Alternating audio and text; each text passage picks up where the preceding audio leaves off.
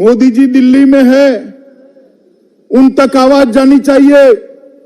मेरे साथ दोनों हाथ उठाइए, उठाइए दोनों हाथ, अंत तक सभी लोग दोनों हाथ उठाए और विकास और शांति की मुट्ठी बींचिए और प्रचंड आवाज से बोलिए, भारत माता की, भारत माता की, भारत माता की।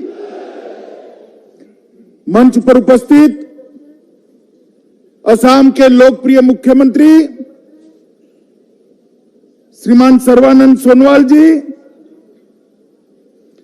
असम के वित्त और स्वास्थ्य मंत्री मेरे मित्र श्रीमान हेमंत बिस्वा शर्मा जी,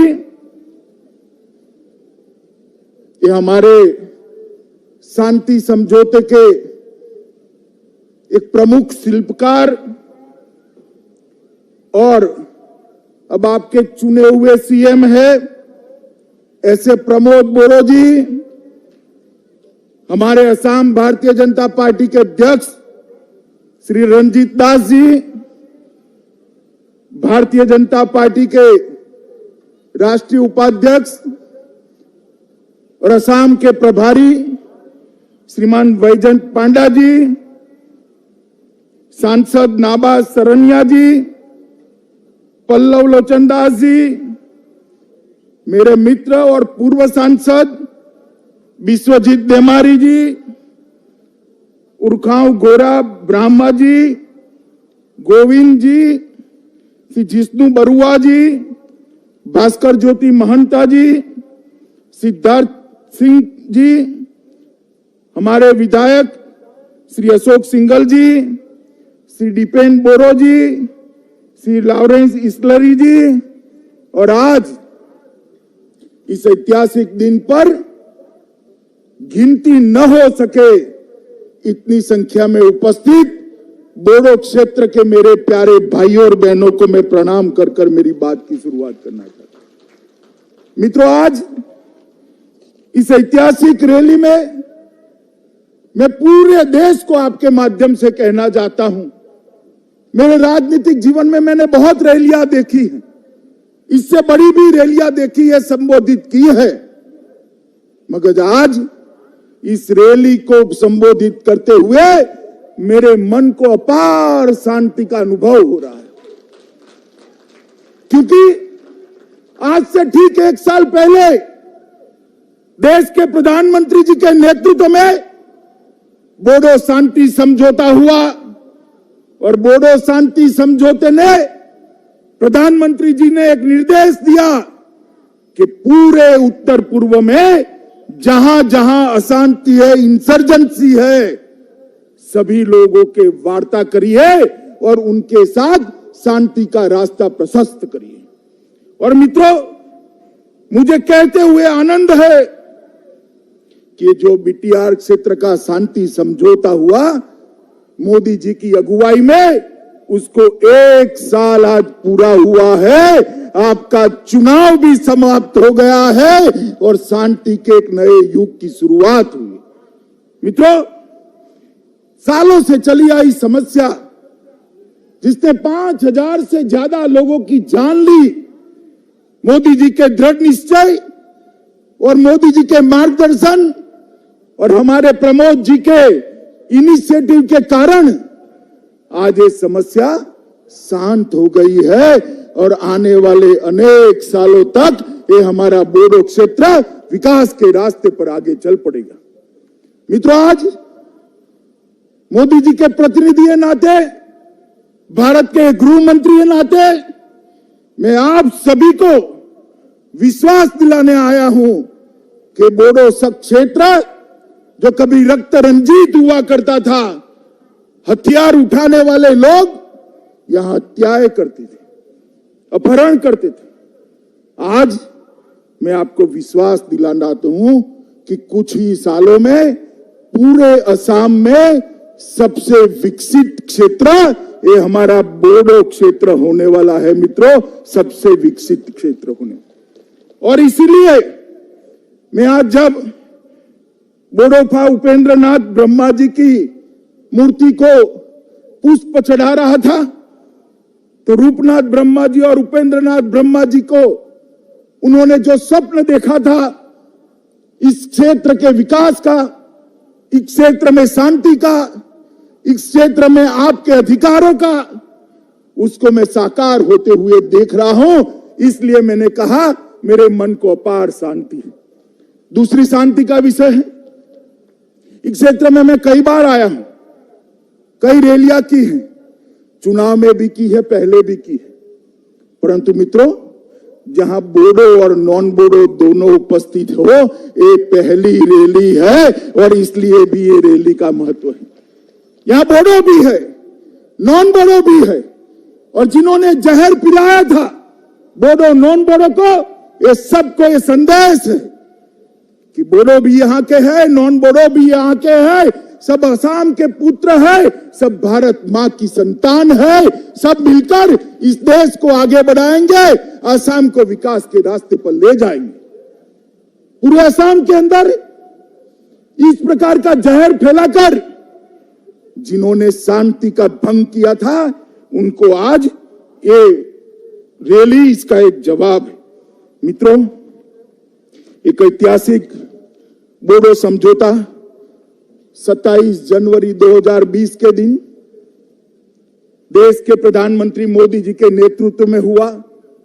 मुझे उसमें उपस्थित रहने का सौभाग्य मिला था और उस वक्त जो बातें हुई थी लिखित में और मौखिक, मैं आज आप सबके सामने इसका कमिटमेंट दोहराने आया हूं कि भारत सरकार वो सारे वादों को पूरा कर कर आपके विश्वास को पूरा करेगी। मित्रों, असम सरकार ने भी, हमारे मुख्यमंत्री सर्बानंद जी और भाई हेमंत विश्व शर्मा ने भी इस समझौते के लिए बहुत अच्छा प्लेटफॉर्म तैयार करने का काम करा। और मैं आज भी सभी लोगों को कहना चाहता हूं कि ये जो वादे किए गए हैं वो हमारे प्रधानमंत्री जी के पूर्वोत्तर के विकास के विजन के लिए इसका एक हिस्सा है और इसको पूरा करना हम सबका लक्ष्य है। मित्रों, प्रधानमंत्री जी ने न केवल असम, पूरे पूर्वोत्तर क्षेत्र के अंदर जो इंसर्जेंसी हुई उसको एक के बाद एक के बाद एक के बाद एक समाप्त करने की शुरुआत की है और इसका शुभारंभ ये बोडो शांति समझौते से हुआ है। इसके बाद ब्रू और रियांग के सेटलमेंट का प्रयास किया गया। 8 अलग अलग हथियारी ग्रुपों ने हमारे मुख्यमंत्री के सामने 700 लोगों ने हथियार डालकर शांति का रास्ता प्रशस्त किया और ये सारी प्रक्रिया विकास के रास्ते में हमें ले जाने वाली है, क्योंकि मोदी जी ने जो न्यू इंडिया की कल्पना की है, आत्मनिर्भर भारत की कल्पना की है, वो कल्पना न्यू बोडोलैंड और आत्मनिर्भर बोडो क्षेत्र के अलावे समाप्त नहीं हो सकती। इसलिए हमें इसके सामने जाना है। मित्रों, आज हिंसा का युग समाप्त हो रहा है और शांति का युग शुरू हो रहा है। मैंने जैसे कहा, ब्रू रियांग समझौता, 8 उग्रवादी ग्रुपों ने, 700 लोगों ने करीब करीब हथियार डाले और जम्मू कश्मीर के अंदर भी धारा 370 और 35 को उखाड़कर हमेशा के लिए आतंकवाद को निर्मूल करने का काम देश के प्रधानमंत्री ने किया। कहते थे वहां ये हो जाएगा, वो हो जाएगा, रक्त रंजित हो जाएगा जम्मू कश्मीर। मित्रों, मैं आज आपको बताने आया कि अभी अभी वहां पंचायत के चुनाव हुए, पुलिस को पूरे जम्मू कश्मीर में एक भी गोली नहीं चलानी पड़ी और शांतिपूर्वक ये हुआ। यहां पर भी चुनाव हुआ, 80% से ज्यादा वोटिंग हुआ। जिसने जिसको वोट देना था उसको वोट दिया, मगर कहीं पर भी हिंसा नहीं हुई, एक भी बूथ पर पुलिस को गोली नहीं चलानी पड़ी। मैं मानता हूं ये हम सबका संयुक्त विजय है, शांति का विजय है मित्रों, और ये भारत की जो परंपरा है उसको आगे बढ़ाने का काम है। मित्रों, चुनावों को जिस प्रकार से हमने संपन्न कराया है, मैं आज आपको विश्वास दिलाने चाहता हूं, ये यूपीपीएल और बीजेपी का जो गठबंधन हुआ है, प्रमोद जी एनडीए में आए हैं, ये पूरे क्षेत्र के लिए शुभ साबित होने वाला है, आपका विकास का रास्ता आगे बढ़ाने वाला है।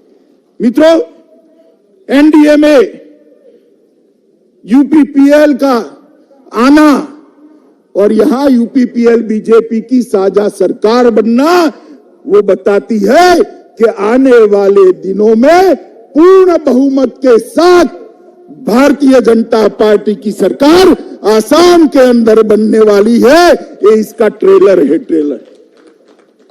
और जो कांग्रेस पार्टी अपने कालखंड के अंदर शांति नहीं ला सकी, विकास नहीं ला सकी, वो आज हमें सलाह दे रहे।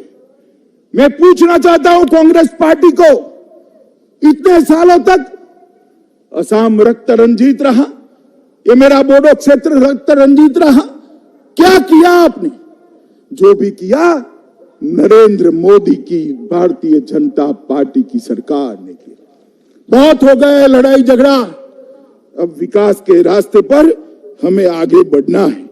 और मित्रों, मैं आज आप सबको अपील करने आया हूं कि जैसे सेमीफाइनल जीता है, फाइनल मैच भी उसी तरह से जीतना है। जरा मुझे बताओ, जीतना है ना? सब लोग सहमत है ना? मित्रों, ये रास्ता जो शांति का प्रशस्त हुआ है, वो पूरे क्षेत्र को विकास के रास्ते पर ले जाने वाला रास्ता है। और मित्रों, कांग्रेस पार्टी ने भी कई समझौते किए, मगर समझौते कभी समाप्त नहीं होते थे, उनकी अनुपालना नहीं होती थी। वादे तो बहुत करते थे, वादे पूरे नहीं होते थे। मगर मैं आपको बताता हूं, ये नरेंद्र मोदी सरकार है जो वादे प्रधानमंत्री करते हैं उसी को अपने ही कालखंड के अंदर समाप्त करते हैं। ये बोडो शांति समझौता कर कर प्रमोद जी मेरी ऑफिस में आए थे और उन्होंने मुझे कहा कि सारी चीजों का अनुपालना होना चाहिए। और मित्रों, मैंने उनको वादा किया था कि हम चुनाव के पहले पहले ये सारी चीजों को समाप्त कर कर आपके लिए और बोडो क्षेत्र के लिए शांति का काम करेंगे। मित्रों, आज मुझे कहते हुए हर्ष हो रहा है, जब 1 साल समाप्त हो रहा है बीटीएडी के आसपास के लिए जो बोडो संगठन की मांग थी कि जनजातीय बाहुल्य आबादी वाले गांवों को बोडो क्षेत्र के अंदर शामिल किया जाए और 60 सीटों तक ले जाने के लिए, यहां से लो ऐसा करना, 60 सीटें बनाने के लिए भी विचार की जाए। और इसके लिए एक आयोग का गठन, काम करने का काम हमने समाप्त कर दिया है। ये आयोग अब आसपास के गांवों का सर्वे कर निर्णय करेगी। बीटीएडी को बीटीआर के रूप में नामकरण करने का मांग था, उसको भी कर दिया गया है और ये पूरा क्षेत्र अब बीटीआर के नाम से जाना जाएगा। बीटीआर के बाहर रहने वाले बोडो गांवों के विकास के लिए बोडो कचारी वेलफेयर काउंसिल का भी स्थापना कर दिया गया है। जो छुटपुट बोडो भाई रहते हैं उनके विकास के लिए भी असम सरकार चिंता करेगी। और बीटीसी और बोडो काउंसिल वेलफेयर काउंसिल के प्रतिनिधियों को शामिल कर एक सलाहकार समिति बनाने का भी काम कर दिया है।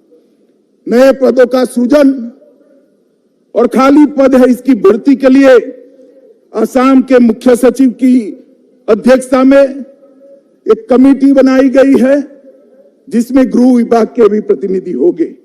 और मित्रों, सबसे बड़ी बात है कि आत्मसमर्पण करने वाले सभी शरणार्थियों को 4 लाख रुपए की जो सहाय देनी थी, आज आपके सामने भी उसका चेक देने की शुरुआत भी ये भारतीय जनता पार्टी की सरकार ने करी है।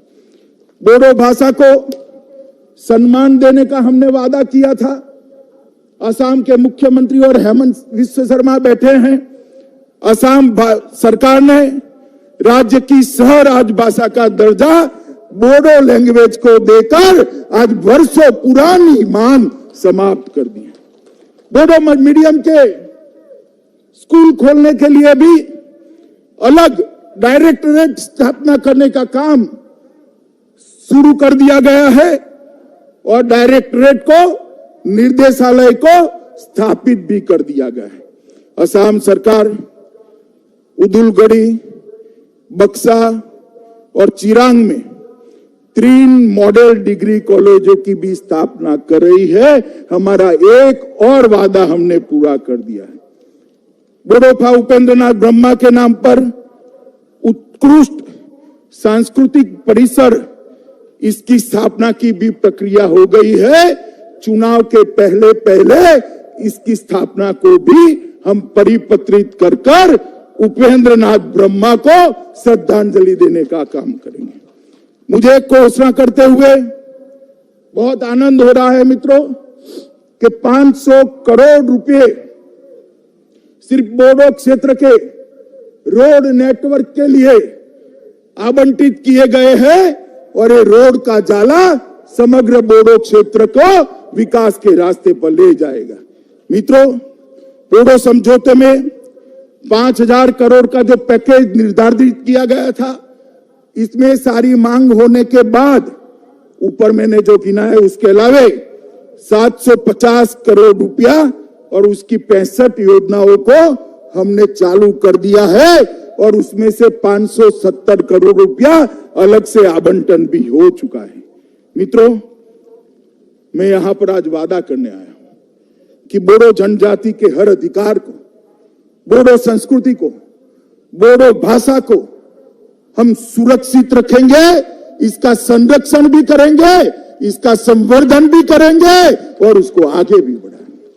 क्योंकि नरेंद्र मोदी सरकार मानती है, इस देश के प्रधानमंत्री मानते हैं कि सबका साथ, सबका विकास और सबका विश्वास, यही एक मंत्र है जो भारत को आत्मनिर्भर बना सकता है।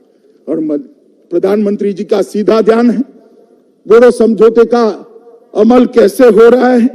और मैं आपको फिर से एक बार कहना चाहता हूं कि आर्थिक, सांस्कृतिक, शैक्षणिक हर प्रकार की प्रगति को हम सुनिश्चित करेंगे और साथ ही साथ आपके राजनीतिक अधिकारों का भी सुरक्षा हम करेंगे। उचित स्थान बोडोलैंड के हमारे प्रतिनिधियों को असम सरकार के अंदर भी मिलेगा। मित्रों, असम के अंदर 2014 में भारतीय जनता पार्टी की सरकार बनी और उसके साथ ही शांति, विकास और रोजगारी के एक नए युग की शुरुआत हुई।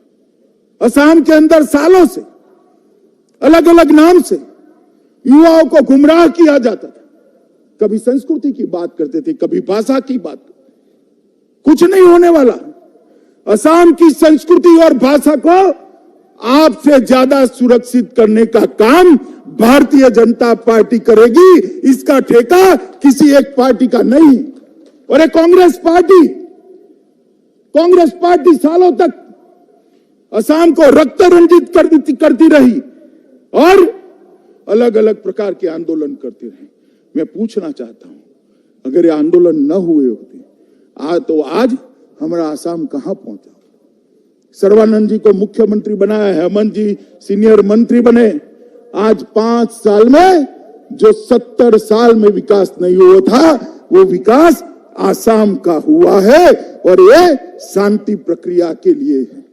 आज भी मैं कहना चाहता हूं कि असमी, नॉन असमी, बोडो, नॉन बोडो, ये झगड़े खड़े करने वाले लोगों को पहचान लीजिए। ये हमारे विकास के लिए नहीं कर रहे हैं, राजनीतिक रोटियां सेकने के लिए कर रहे हैं। और समय आ गया है कि असम की जनता को, ऐसे लोगों को सबक सिखाने का। मित्रों, कल ही प्रधानमंत्री आए थे। लगभग 106 लाख, 1.06 लाख, 1,06,000 जमीन के पट्टों का वितरण किया। हमारे प्रमोद जी ने भी यहां पर वो पट्टों का वितरण किया। और मित्रों, जिस प्रकार से कोविड महामारी का असम सरकार ने सामना किया है, मैं हृदय से मुख्यमंत्री सर्बानंद सोनोवाल और स्वास्थ्य मंत्री हेमंत विश्व शर्मा को बहुत बहुत बधाई देना चाहता हूं कि इस विकट लड़ाई को बहुत अच्छे तरीके से दोनों ने नेतृत्व किया है। पूरी दुनिया के अंदर 1% के नीचे मृत्यु दर लाना बहुत कठिन माना जाता है और मुझे कहते हुए आनंद है कि असम का मृत्यु दर पूरे भारत में सबसे कम बड़े राज्यों में 0.47% है, आधा % से भी नीचे। और जो लोग बीमार हुए उसमें से 98% लोग आज स्वस्थ होकर अपने परिवार के पास लौट गए हैं। मैं फिर से एक बार असम के मुख्यमंत्री और स्वास्थ्य मंत्री ये दोनों की जोड़ी को बहुत बहुत बधाई देना चाहता हूं। मित्रों, टीकाकरण का जहां तक सवाल है, ढेर सारे केंद्र बनाकर टीकाकरण को भी अच्छे तरीके से शुरू हो गया है और असम को, पूरे असम के अंदर मोदी जी ने प्रधानमंत्री गरीब कल्याण योजना के तहत अनाज भेजने का काम किया, धान भेजा, गेहूं भेजे, दलहन भेजे, किसानों को 3 बार सहायता भेजी, फ्री गैस के सिलेंडर भेजे, माताओं के बैंक अकाउंट में 3 बार 500 रुपया भेजा गया और 4 लाख कामगार जो बाहर से आए थे उसको असम सरकार ने 4,000 रुपया प्रति व्यक्ति देकर उनके संकट के समय में सहायता की है।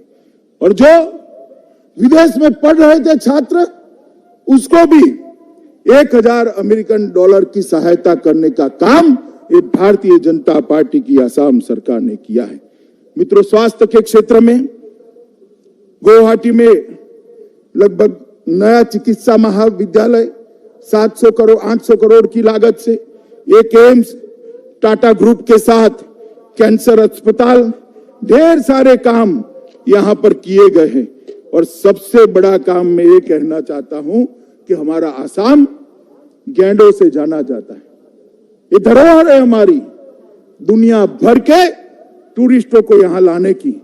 सर्बानंद सोनोवाल ने जंगल को घुसपैठियों से मुक्त कर गैंडों के शिकार पर कंट्रोल लाकर आज ये पूरे क्षेत्र को टूरिज्म के लिए खुला है। असम माला के तहत लगभग नेटवर्क को इंप्रूव करने का बहुत बड़ा अभियान चलाया गया है। पुल और रेलवे क्रॉसिंग के लिए भी ढेर सारे काम किए गए हैं। मित्रों, किसानों के लिए भी ढेर सारे काम किए हैं। मगर नरेंद्र मोदी सरकार न केवल असम, पूरे उत्तर पूर्व के विकास के लिए कटिबद्ध है। मोदी जी स्वयं ये 2 टर्म में मिलाकर 40 से ज्यादा बार उत्तर पूर्व का दौरा करे हैं। सबसे ज्यादा दौरा करने वाला प्रधानमंत्री अगर कोई है तो हमारे प्रिय नेता नरेंद्र मोदी। मित्रों, 14वें वित्त आयोग में जो ग्रांट मिली, कांग्रेस के 13वें वित्त आयोग से 251% ज्यादा ग्रांट दी। कांग्रेस 90,000 करोड़ दी थी, नरेंद्र मोदी जी ने 3,13,375 करोड़ रुपया दिए। मित्रों, डोनर मंत्रालय के ग्रांट में भी 65% वृद्धि की गई। सिक्किम में पोक्यांग में 550 करोड़ का हवाई अड्डा, असम में ब्रह्मपुत्र नदी पर 6,000 करोड़ का बोगीबील रेल सह सड़क पुल, कुमारघाट अगरतला के लिए नई रेल लाइन, मीटर गेज को ट्रंक लिंक से ब्रॉड गेज में बदलने के लिए 8,000 करोड़, तुरियाल जल विद्युत योजना मिजोरम 1,400 करोड़, पारे जल विद्युत योजना अरुणाचल 1,600 करोड़, त्रिपुरा गैस आधारित बिजली प्लांट 1,100 करोड़, NH44 त्रिपुरा के अंदर 800 करोड़, अरुणाचल के अंदर चांगलोंग खोस सड़क 450 करोड़ और आसाम में NH37 में 400 करोड़ रुपया का और निवेश, ढेर सारे काम। नॉर्थ ईस्ट की सभी राजधानियों को रेल से जोड़ना, हवाई मार्ग से जोड़ना और इसके माध्यम से नॉर्थ ईस्ट का विकास करना। मित्रों, मुझे विश्वास है कि मोदी जी के नेतृत्व में जो सरकार बन रही है, यहां पर भी आप भारतीय जनता पार्टी की सरकार बनाई है। भारतीय जनता पार्टी की डबल डेकर सरकार इस क्षेत्र का द्रुत गति से बहुत स्पीड के साथ विकास करेगी और विकास के नक्शे पर हमारे आसाम और बोडो क्षेत्र को पूरे भारत में सर्वप्रथम स्थान पर रख देगी। मित्रों, इस समुचित विकास के माध्यम से यहां टूरिज्म भी आएगा और हमने प्रमोद बोरो पर यहां की जनता ने एक बहुत बड़ा दायित्व दिया है। मैं बोरो जी को कहना चाहता हूं कि आप जरा भी चिंता मत करिए, राज्य सरकार और केंद्र सरकार इस क्षेत्र के विकास के लिए आपके पीछे चट्टान की तरह खड़ी है। आप आगे बढ़िए और शांति के युग की जो शुरुआत हुई है, इसको अगले चरण में ले जाने का काम करिए। और मित्रों, मैं फिर से एक बार कहता हूं, भ्रष्टाचार मुक्त, घुसपैठिए मुक्त, आतंकवाद से मुक्त और प्रदूषण से मुक्त असम अगर बनाना है तो मोदी जी के नेतृत्व में भारतीय जनता पार्टी भी बना सकती है। आने वाले चुनाव में पूर्ण बहुमत के साथ कमल की सरकार बनाइए, एनडीए की सरकार बनाइए और बोडोलैंड के विकास को सुनिश्चित करिए। मैं पूछना चाहता हूं यहां उपस्थित सभी भाइयों बहनों को, बताइए, आप आसाम में फिर से भारतीय जनता पार्टी की सरकार बनाने के लिए तैयार है? सुनाई नहीं पड़ता, हाथ ऊपर कर जोर से बोलिए, तैयार है? और जोर से बोलिए, तैयार है? तो मेरे साथ दोनों हाथ उठाइए और विजय के संकल्प का मुट्ठी बींचिए और प्रचंड आवाज से बोलिए, भारत माता की, भारत माता की, भारत माता की, वंदे